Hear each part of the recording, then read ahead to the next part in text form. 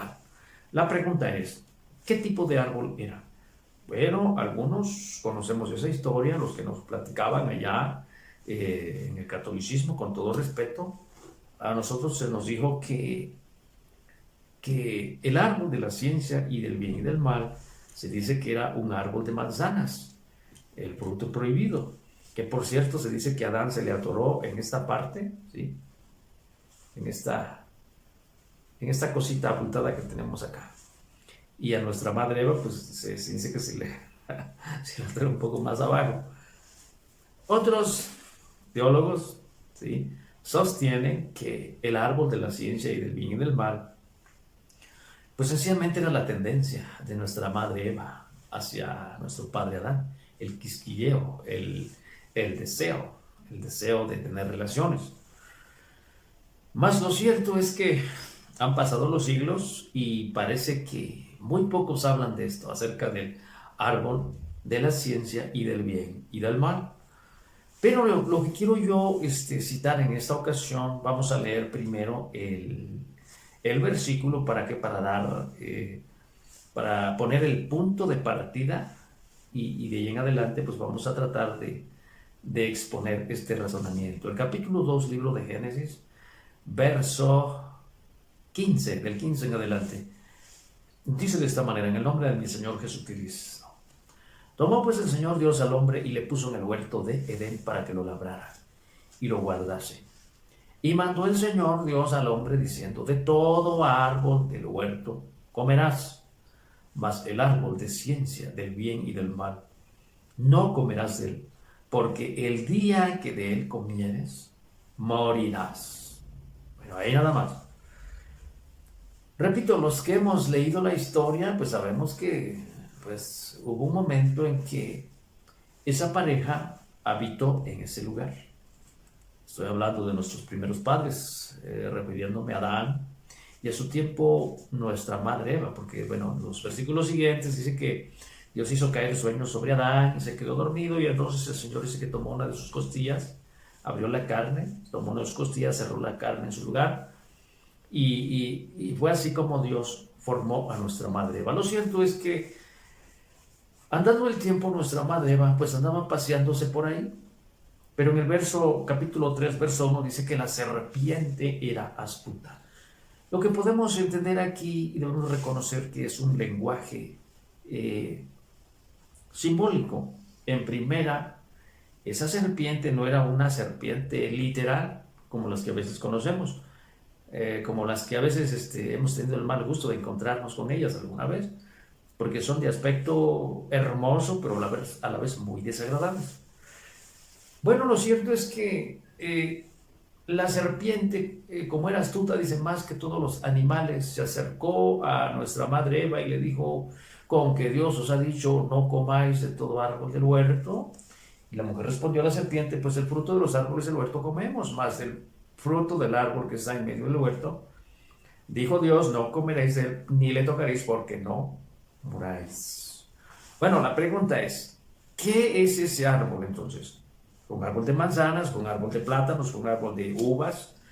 ¿Qué es entonces el árbol de la ciencia y del bien y del mal? ¿Será que fue un fruto literal, un árbol literal? Bueno, yo sostengo en la palabra de Dios que el árbol, ¿sí?, el árbol de la ciencia del bien y del mal, no fue un árbol literal, sino que yo sostengo, por lo que he leído y respeto mucho la manera de interpretar de otros estudiosos, teólogos, ¿verdad?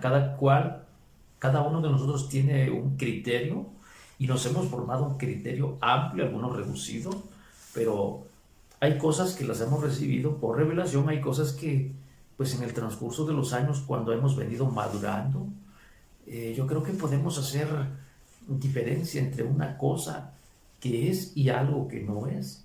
Y en este caso yo sostengo que el árbol de la ciencia y del bien y del mal no fue otra cosa sino un querubín. Un querubín el cual Dios estableció en ese lugar, ¿sí? Porque aunque había una pareja, ¿sí?, nuestra madre Eva y nuestro padre Adán, desnudos, ¿sí? No podemos olvidar que en dignidad, ¿sí? Que en dignidad nuestro padre Adán y nuestra madre Eva eran mayores que los ángeles más hermosos que pudieran existir en el mundo espiritual.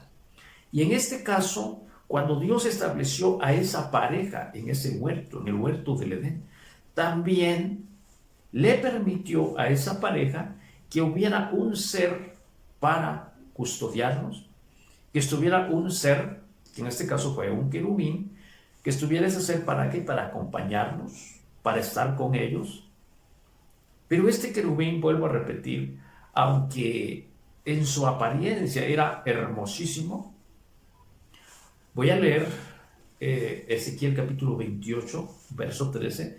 Repito, aunque este ser era hermoso, era la envidia de todos los querubines, de todos los arcángeles, de todos los seres, de toda la corte celestial, porque Dios así lo hizo. No obstante, en dignidad, nuestros primeros padres eran mayores que ese querubín, por la sencilla razón que Adán es hijo de Dios, Eva es hija de Dios. Fue en ese tiempo. Pero este ser sencillamente era una creación más del Señor. Voy a leer en esta ocasión Ezequiel capítulo 28, verso 13. Dice de esta manera: en Edén, en el huerto de Dios estuviste. Toda piedra preciosa fue tu vestidura, el sardio, topacio, diamante, crisólito, ónice y berilo, el zafiro, carbunclo y esmeralda, y oro. Los primores de tus tamboriles y pífanos estuvieron apercibidos para ti en el día de tu creación. Fíjense qué curioso. Bueno, si hablamos acerca de lo que es la dignidad de los hijos de Dios, sabemos que el primero antes de toda creación de Dios fue el rostro de Dios, el cuerpo de Dios, es Jesucristo el Señor. Y después seguimos nosotros, los hijos engendrados por Dios. Y después siguen los serafines, los querubines, los arcángeles, los ángeles. Y después sigue el universo, sigue nuestro mundo. Antes las galaxias, después nosotros, nuestro mundo, y el hombre, dice la palabra, que fue creado en el sexto día. Bueno, lo cierto es que cuando a este ser, fíjense, Dios lo creó, y para ese tiempo, cuando Dios lo creó, dice que le tenía preparados sus tamboriles, sus pífanos para que alabara a su creador. Pues nosotros ya existíamos mucho antes que este ser, muy antes que este ser, quise decir. Entonces, lo que yo sostengo es que cuando Dios estableció a esa pareja allá en el huerto del Edén, también le permitió al hombre que ese ser los custodiase, que este ser estuviera con ellos, que este ser les hiciera compañía. Vuelvo a repetir, nuestros padres eran hijos de Dios. Este querubín sencillamente era una creación más de Dios. Y lo que podemos mirar aquí en el verso 13 dice: en Edén, en el huerto de Dios, estuviste. Y ahí se menciona la apariencia, la vestidura de este ser. Pero lo que sigue diciendo en el verso 14 dice: tú, querubín, grande. Luego, cubridor. Yo te puse en el santo monte de Dios, estuviste. En medio de piedras de fuego has andado. Lo que podemos mirar aquí es que hay una relación entre el monte de Sión y el paraíso en donde esta pareja fue establecida. Por la sencilla razón que de entre todos los lugares más hermosos que puedan existir sobre la faz de la tierra, Dios escogió un lugar para él, un lugar para sí, y es el monte de Sión, que todos sabemos que ese lugar está muy cercano, pudiéramos decir, a la ciudad que es la capital del rey, que es Jerusalén. Bueno, Jerusalén se dice que está rodeada de montes, y entre esos montes es Sión, el monte de Sión. Bueno, el monte de Sión, la ciudad de Israel, es el lugar en donde Dios quiso establecer la capital de su reino. Y cosa curiosa, como dice allá en Isaías capítulo 12, verso 14, nos da a entender la palabra de Dios que aún el mismo diablo codició en su tiempo este lugar. Qué curioso. Qué curioso, es el capítulo 14, verso 12. ¿Cómo caíste del cielo, oh lucero, hijo de la mañana? Y bueno, ahí está. Vamos a leer, voy a leerles así de pasadita solamente el verso 13. Tú que decías en tu corazón, subiré al cielo en lo alto junto a las estrellas de Dios, ensalzaré mi solio. Y luego sigue diciendo, y en el monte del testimonio me sentaré a los lados del norte. Bueno, estaba explicando lo que dice Ezequiel capítulo 28, verso 13, donde dice que en el santo monte de Dios estuviste, en medio de piedras de fuego has andado. Bueno, debemos entender, vuelvo a repetir, que hay una relación entre el monte de Sión y en ese tiempo el paraíso que Dios había establecido. ¿Para qué? Para que habitara la primera pareja. Ahora, estas piedras de fuego, ¿quiénes son? La palabra de Dios nos dice, hablando el apóstol Pedro, dice, vosotros como piedras vivas. Esas piedras de fuego están simbolizando a los hijos de Dios, y en este caso es vuelvo a repetir, es la pareja que Dios había establecido en ese lugar. Pero lo que sigue diciendo en el verso 15, perfecto eres en todos tus caminos, desde el día que fuiste criado hasta que se halló en ti maldad. ¿Y en qué consistió esa maldad? Yo quisiera preguntarte, ¿alguna vez tendrías la osadía de dejar a 2 de tus niños pequeños con una persona a su cuidado? ¿Cómo sabes tú si esa persona es buena? ¿Cómo sabes tú si esa persona es mala? Bueno, en este caso a Dios no se le puede escapar eso, porque en la presencia de Dios Él conoce el futuro, Él conoce el pasado, Él lo conoce todo. Bueno, Dios sabía que eso iba a suceder, mas lo cierto es que el árbol de la ciencia y del bien y del mal, vuelvo a repetir, es ni más ni menos lo que ahora nosotros conocemos como el diablo y Satanás. En otras palabras, la serpiente antigua. Qué curioso. Estamos hablando acerca del árbol de la ciencia y del bien y del mal.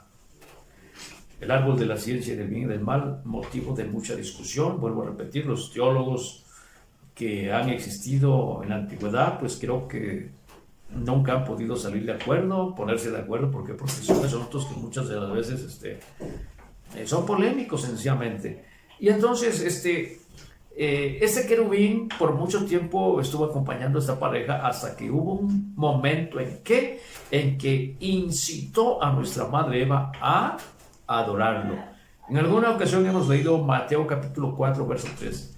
¿Se acuerdan ustedes cuando el Señor dice que después de haber sido bautizado, dice la palabra que fue impelido que fue llevado al desierto, donde ayunó 40 días y 40 noches?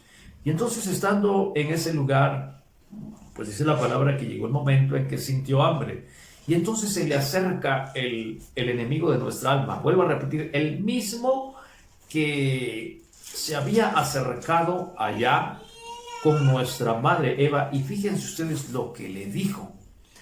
Llegando a ser el tentador, dijo, quiero hacer hincapié, este tentador que se menciona aquí es la misma serpiente astuta, más que todos los animales, el mismo que se le acerca a nuestra madre Eva y la incita a comer y a probar del árbol de la ciencia y del bien y del mal.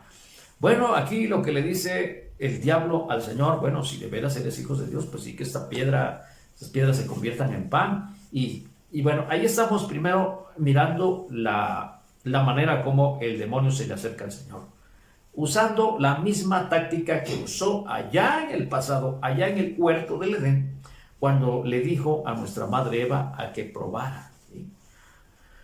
Bueno, lo cierto es que aquí tocó con pared, aquí tocó en piedra. ¿Por qué? Porque sencillamente el Señor Jesucristo en su humanidad era Dios mismo manifestado en carne, y aunque en su ser existía esa flaqueza muchas veces como hombre, pero en su ser espiritual era poderoso. Y entonces el Señor le dice, ¿sabes qué? Pues escrito está, no solamente de pan vivirá el hombre, sino de toda palabra que sale de la boca de Dios. Entonces, el Señor pudo vencer al enemigo. Pero vino la siguiente prueba ya cuando dice que le llevó y le puso en las almenas del templo, en la parte más alta, y lo incitó a que se tirara para abajo. Y él le citó el Salmo 91, a sus ángeles mandará acerca de ti para que tu pie no tropiece en piedra alguna. Y lo cierto es que el Señor le contestó, pues al Señor tu Dios A ver, escrito está, no tentarás al Señor tu Dios. Es la siguiente tentación en el verso 5. En el verso 5, lo que el Señor le dice a este querubín, pero siguió ahora con esa terquedad la cual nosotros podemos mirar en el... Entonces, lo que podemos mirar aquí es que este tipo de tentaciones, de provocaciones acerca de la serpiente antigua cuando se acerca al Señor, Travieso, Dios te bendiga, hijo. Esas tendencias, ese tipo de tentaciones son las mismas que el demonio le presenta al Señor, pero antes que esa técnica, esas armas le dieron a este querubín muy buen resultado allá con nuestra madre Eva, cuando la incitó a comer del árbol de la ciencia y del bien y del mal. Lo que podemos mirar aquí es que el Señor en todo fue vencedor, cosa que nuestra madre Eva sencillamente comió del árbol de la ciencia y del bien y del mal.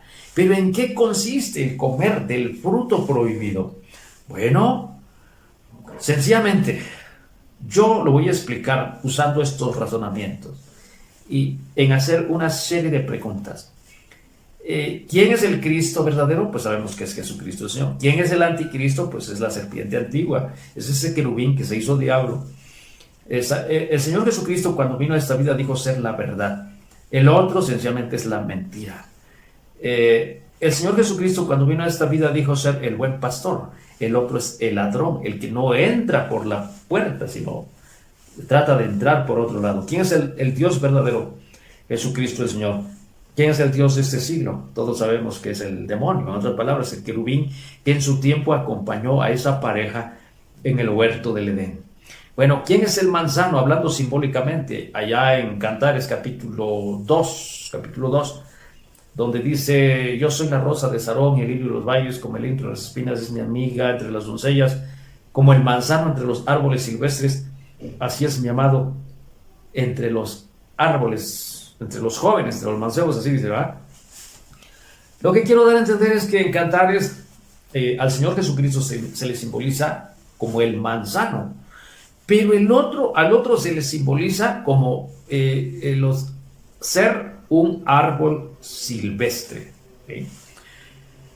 El Señor Jesucristo en su dignidad es el primogénito, ¿sí? De la creación de Dios, el primero, porque dice que en todo Él tiene el primer lugar, en todo Él tiene el primado. Bueno, si el Señor en dignidad es el primero, pues el otro es una serpiente antigua que se anda arrastrando, ¿no? El Señor Jesucristo es la luz, el otro representa la oscuridad, ¿sí? El Señor Jesucristo es una sensación maravillosa y sublime, el otro es un escalofrío desagradable.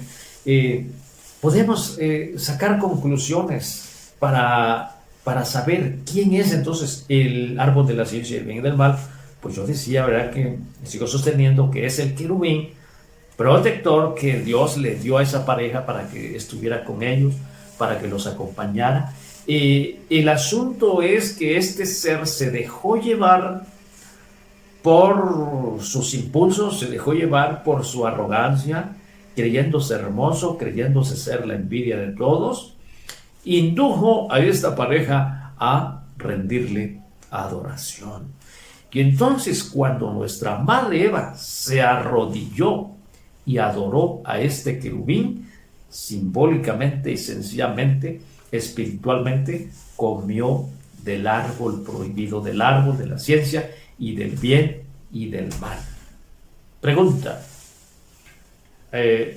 No pude citar Mateo capítulo 4, verso 8, por asunto de una distracción que no voy a mencionar. Fíjense lo que le dijo el demonio al Señor. Otra vez le pasa el diablo a un monte muy alto y le muestra todos los reinos del mundo y su gloria. El demonio ya le había probado en el hambre, aprovechando que el Señor tenía hambre. Ya le había probado cuando le subió a las almenas del templo, el lugar más alto, y lo indujo a tirarse para abajo. Bueno, el Señor no le hizo caso. En el verso 8 dice que el diablo le lleva a un monte muy alto y le muestra todos los reinos del mundo y su gloria en ese tiempo. Fíjense la gloria del Imperio Romano. Y el demonio le ofreció eso al Señor, pero a cambio de adoración. ¿Cuántos políticos en este tiempo no le venderían su alma al diablo por ocupar la silla presidencial de X país? Bueno, fíjense que lo que le mostró el demonio al Señor en ese tiempo, los reinos del mundo y su gloria, habían pasado algunos reinos muy esplendorosos, por ejemplo Babilonia, Grecia, greco-macedonios, ¿no? Los romanos, los medo-persas, ¿sí? Pero en ese tiempo, fíjense, el imperio romano era un imperio, hablando terrenamente, era un imperio glorioso. Y el demonio se lo ofreció al Señor a cambio de adoración. ¿Qué hubiera sucedido si el Señor hubiera codiciado todas esas cosas? Fíjense, si postrado de mí a adorares, ¿hasta dónde llegó la osadía de este ser? Entonces Jesús le dice: vete, Satanás, que escrito está, al Señor tu Dios adorarás y a él solo servirás. Pero ¿saben qué? Nuestra madre cayó de rodillas y le adoró.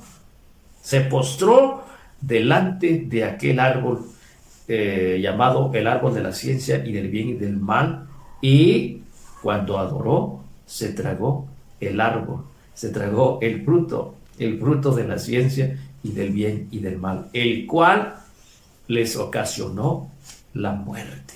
Y los genes de nuestros padres fueron alterados. Por eso es que tú y yo traemos ese defecto, traemos las tendencias de pecado que no había en nuestros primeros padres. Pero ahora, por la gracia de nuestro Señor Jesucristo, sabemos que Él es el remedio, Él es nuestra salvación. Él es nuestro paraíso perdido, por el cual ahora podemos tener entrada una vez más para estar en su presencia, ¿sí? El árbol de la ciencia y del bien y del mal es el querubín protector que a su tiempo Dios, cuando dictó sentencia, ¿sí?, se convirtió en el árbol de la ciencia y del bien y del mal. Allá cuando el Señor dijo: espanto serás y para siempre dejarás de ser.